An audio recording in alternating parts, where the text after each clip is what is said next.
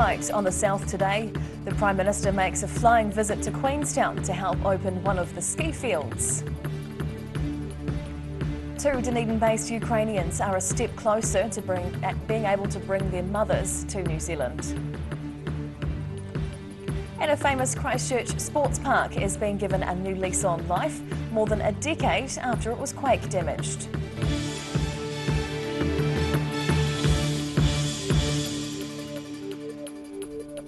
Kia ora, good evening, I'm Hannah Wilkins. It was all smiles and cloudless blue skies for opening day of the Remarkables ski area on Saturday.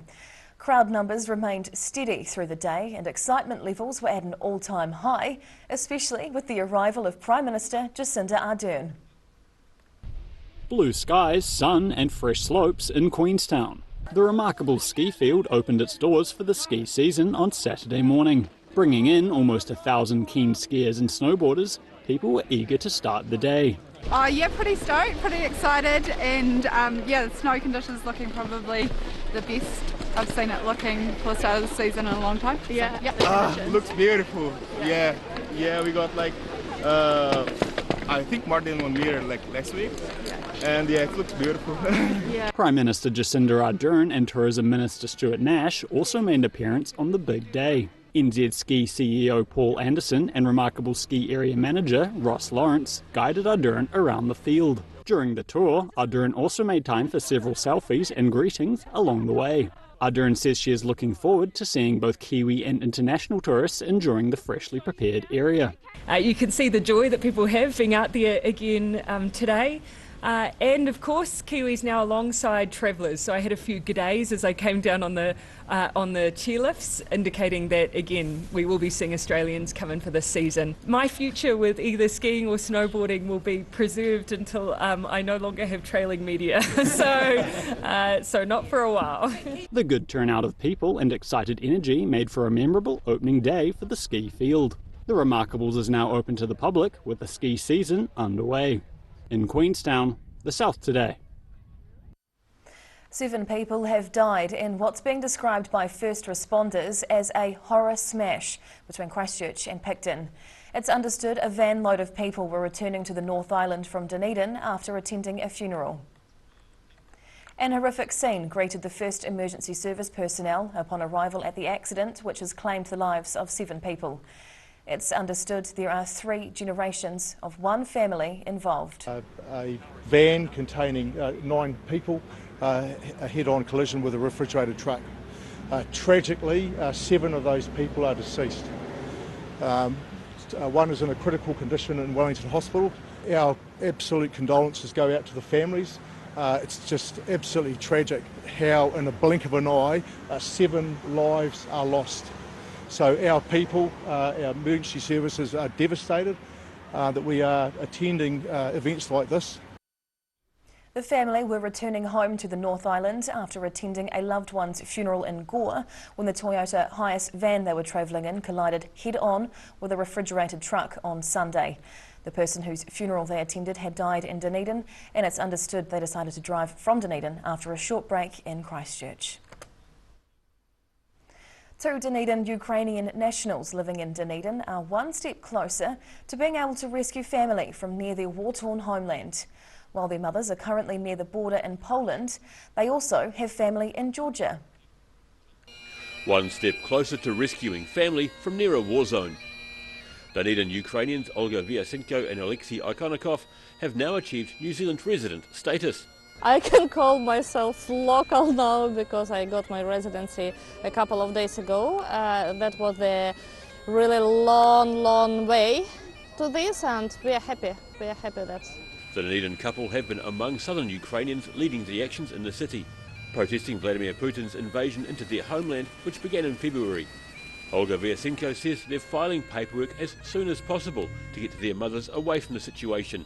As soon as we got our residency, the same evening we sent expression of interest to bring our moms, and now we have the forms we need to fill in. We will do that during this weekend, and on Monday I hope to send it to the immigration and to get their decision as soon as possible. Both her mother and her husband Alexei's mother have been in Poland for the last couple of months.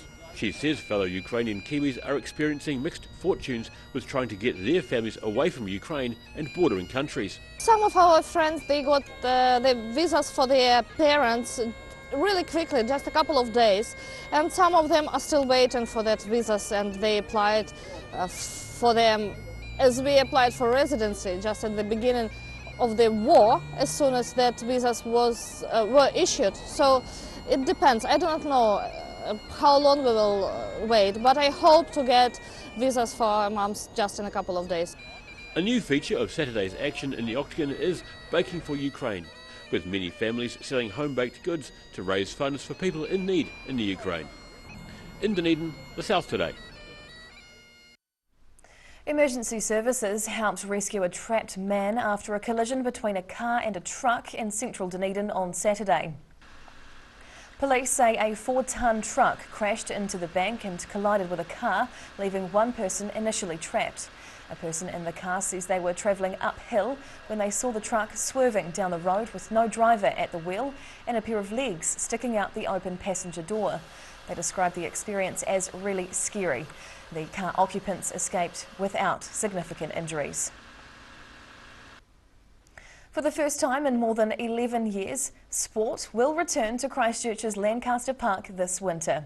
The park officially reopened yesterday with a brand new look. The first runs were scored at the reopened Lancaster Park in the weekend, but it looks a bit different. Gone are the towering stands, and the Crusaders or Black Caps are unlikely to play any games there. The 6-hectare park has been redeveloped into a haven for grassroots community sport. Mayor Leanne Dalzell cut the ribbon to officially launch a new chapter of Lancaster Park. Reopening Lancaster Park! She says the park has a rich history and a special place in Cantabrians' hearts. Lancaster Park has been a place of firsts, a place where records have been broken and a place where memories have been made. The former stadium was deemed uneconomic to repair by the council in December 2016. Work to demolish the stands finished 3 years later. The council has $7 million to spend on the development of more community amenities on the park, including buildings and a playground. In Christchurch, the South Today. Whai Yakane, still to come on the South Today. A garage fire rips through a property in Queenstown's Fern Hill, and a midwinter dip went ahead over the weekend in the chilly southern lakes.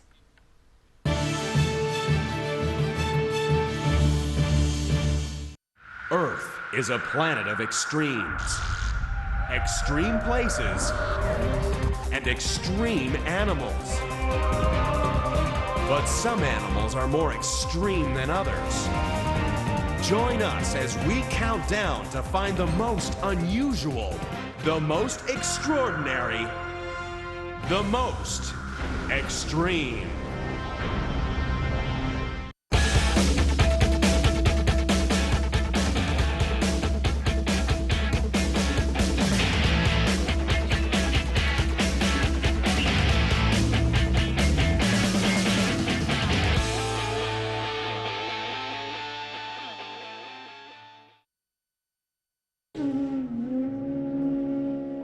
Every day the team at Gillian supports grieving families at their time of need, from answering your questions to organising a farewell that reflects the wishes of your loved one. We can help. Call Gillian's today.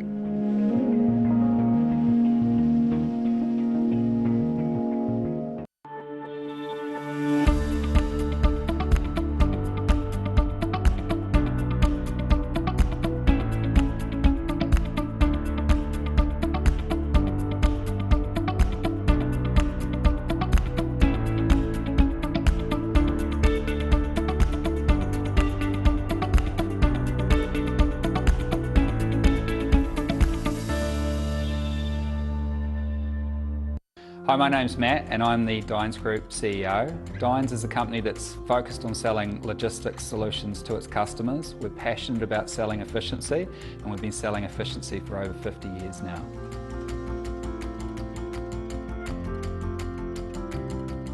If you're at risk of developing melanoma skin cancer, you owe it to yourself to have a mole map. Mole map is coming to your area. Phone today to make an appointment. It could save your life. season, every season, we're proud to dress the region. Alex Campbell Menswear, it fits.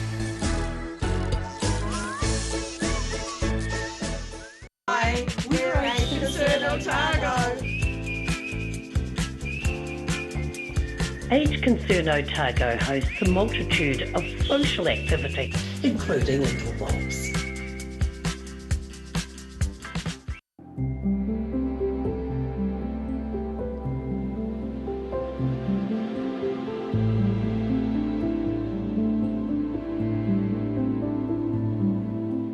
Living Well Disability Resource Centre, a not-for-profit charitable organisation and your one-stop shop for information and resources to help you retain independence. We offer a wide range of assistive products from jar openers to mobility scooters and provide assessments for Total Mobility, the half-price taxi scheme. Come and see the friendly team. You'll find us on the corner of George and Bath Streets, ground floor of Burns House. Great Britain has a collection of varied landscapes and countryside to rival anywhere else in the world. And the best way to see it is to walk.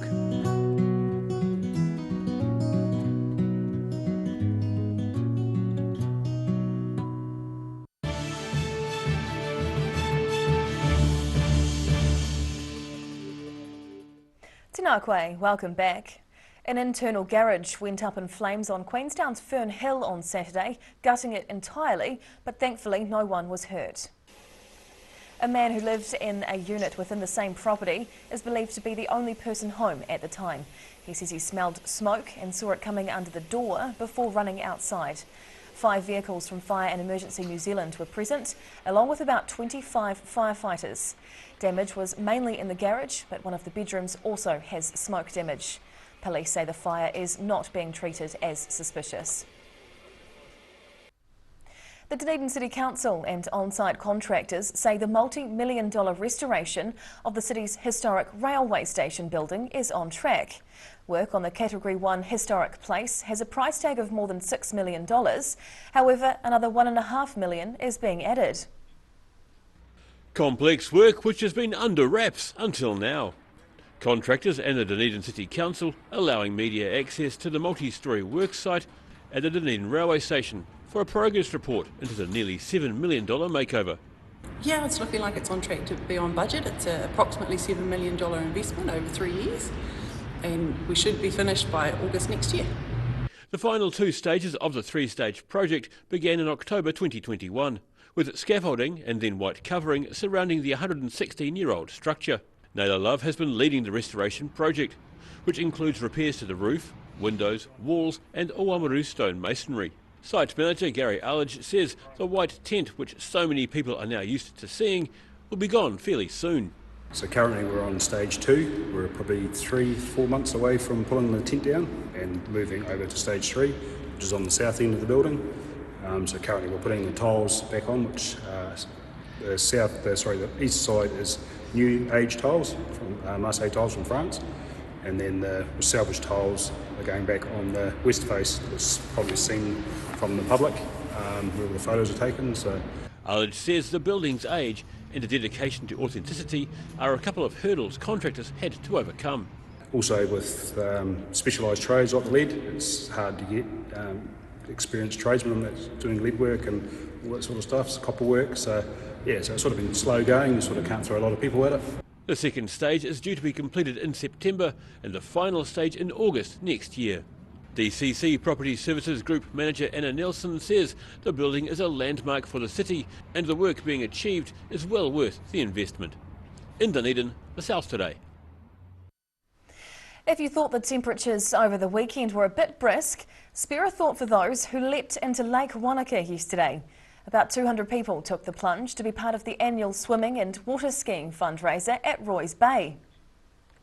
About 200 hardy souls turned out for the annual Wanaka Midwinter Waterski and Swim at Roy's Bay on Sunday. The lake can reach an almost pleasant 20 degrees at the height of summer, but with the event being held as close as possible to the shortest day, organisers Graham Valance and Gary Tweedle said their ski boat was measuring the water temperature at just 12 degrees. That's about as cold as the lake ever gets, but the calm weather and sunshine was an unexpected bonus. Normally it's cloudy, brisky and colder, but the gods are with us and it's a great day. Great day. Now in its 22nd year, the charitable event is this year raising funds for the Mental Health Foundation, with the chilly waters already providing a perk-up for those who took part. It's great therapy. It's good for your mental health. The lake's warm. Yeah, the figment of imagination. 12-year-old twins Genevieve and Katrina Wallace have been water skiing on the lake for a number of years and say they don't mind the cold temperatures. It's cold, but it's really fun. Monica's always cold, so we just got to tough it up and do it, and it's really fun. Yeah, I love this event. It's great to be able to ski in the winter. The actual shortest day of the year is tomorrow, Tuesday the 21st of June. In Wanaka, the South Today. Whaiakene. After the break on the South Today, it's claws down and fins up after two premier rugby sides in Dunedin battled on the field over the weekend. And with some frosty starts on the way this week, we'll check in on the weather at your place.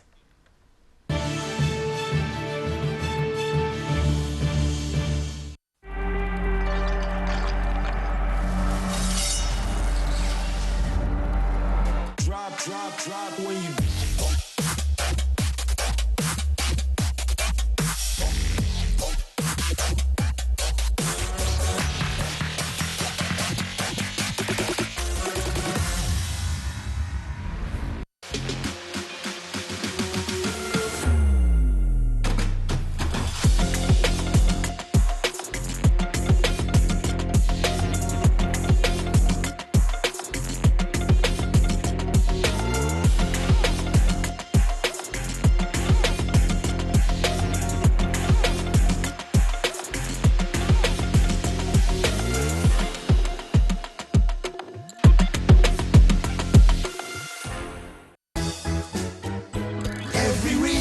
Every season, we're proud to dress the region.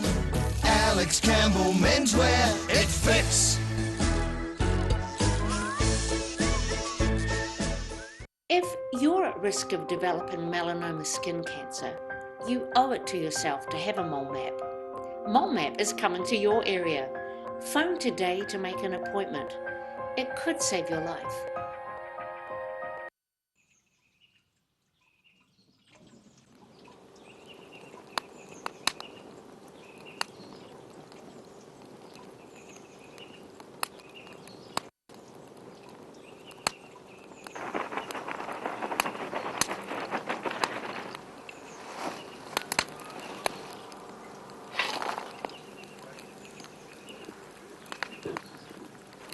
Well, mate, I'm thinking about getting a new ute.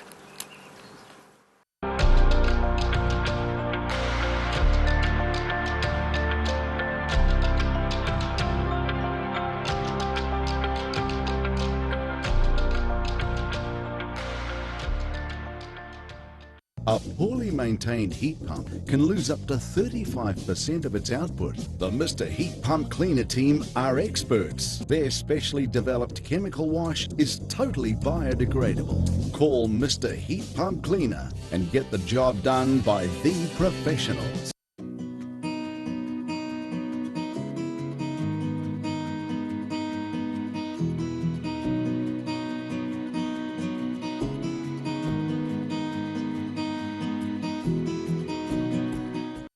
Earth is a planet of extremes, extreme places, and extreme animals. But some animals are more extreme than others.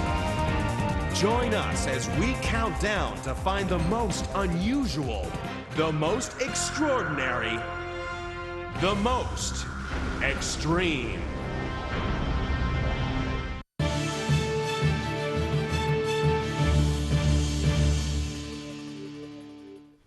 Tēnā koe, welcome back. In Dunedin Premier Rugby on Saturday, Dunedin decidedly beat the Green Island side. While the Grizzlies managed to score a few points, the match was in the hands of the more able Dunedin team for much of the match. Dunedin started strongly at Miller Park with the team up 18 points to 0 at half-time. And while Green Island managed to score 7 points near the start of the second half, they were unable to keep the momentum up for the rest of the game. Yeah, that second half we came in with a good try, and the boys are up and we're fizzing, and a few calls didn't go away, and yeah, they got a few lucky breaks there and scored a few tries, so yeah. Dunedin flanker Josh Retter says Green Island were worthy opponents, having lost a few players due to injury during the game, plus a combination of too many errors and falling off too many tackles to be competitive. Yeah, no, I thought GI really brought it to us physicality wise, and like Shane said, just got a few lucky breaks, got ahead, a few tries, and yeah, that was it basically. Other scores around the town on Saturday were Tairi beating Zingari 18-9, Alhambra Union losing to Harbour 12-45, and Southern losing to Kaikorai 13-33. In Dunedin, the South Today. And now recapping tonight's top stories on the South Today. The Prime Minister showed her support for tourism operators at the weekend, making a flying visit to Queenstown to help open the remarkable ski field. Two Dunedin-based Ukrainians are a step closer to being able to bring their mothers to New Zealand now that they've gained residency in Aotearoa. And Christchurch's famous Lancaster Park opened at the weekend, and sports games will be back this winter, more than a decade after it was quake damaged.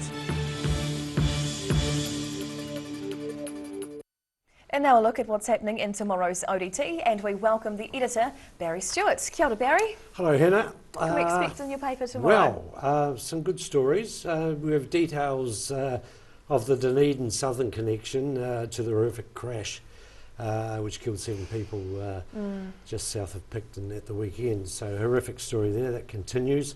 North Otago Irrigation Company has been placed into receivership owing $50 million. Yeah, there's a bit to go around there. Unpack, yeah. And the development of potentially the world's largest green hydrogen plant in Southland has taken a step closer, with 2 Australian companies shortlisted for the project. So that's a positive sign down there. Further to a story we had this morning about the new hospital build.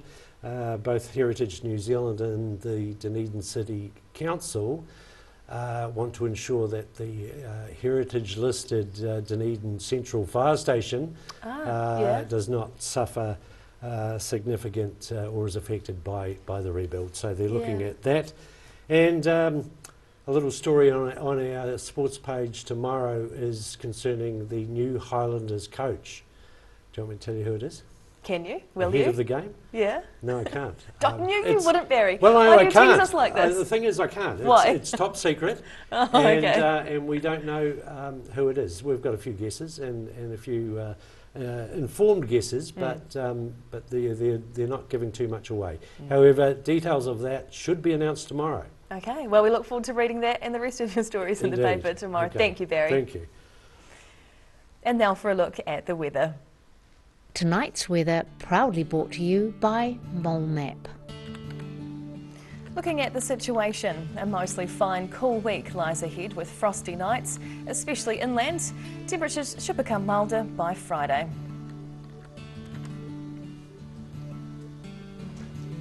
Heading to the top of the South Island first. Nelson will have a frosty start before a clear day with light winds and 11 degrees tomorrow. Greymouth looks much the same, also registering 11, while Christchurch has a few showers on the way, southwesterlies and a high of 10. To our southern towns now. It'll be fine with light winds through here. The Catlins looks to be the warmest tomorrow with 9, while Lumsden, Gore and Balclutha are just behind with a clear day and 8 degrees. Travelling westwards to the Central Lakes area, another clear day right through the centre here, with Wanaka and Queenstown heading for a chilly high of 7 with light winds. Alexandra will be fine too with 8, and Te Anau a touch higher with 9 degrees. Through the northern towns next. Well, a few layers might be needed if you're heading outside through here tomorrow, as the light winds stick around for another day. Timaru and Iwamaru will reach 10 degrees as the high, and 8 degrees for both Twizel and Omarama tomorrow. Down to Dunedin. Cloudy tonight, so hopefully some better stargazing weather as the week goes on ahead of Matariki. It'll drop down to 3 degrees tonight. A frost to start at Momona and then some cloud before a clear but chilly day with nor'easterlies up to 10 degrees and then down to -2. So a frost in town on Wednesday, followed by a sunny and cool day with light winds. Expect a high of 11 degrees and then another overnight low of -1.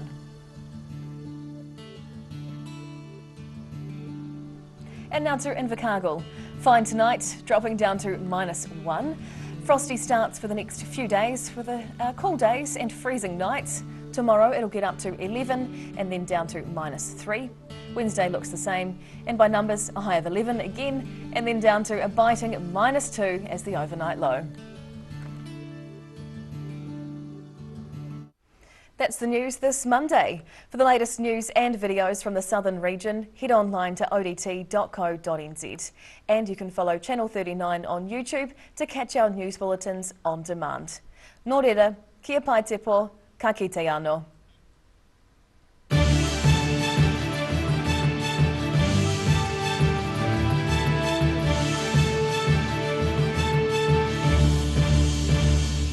Public interest journalism funded through New Zealand On Air.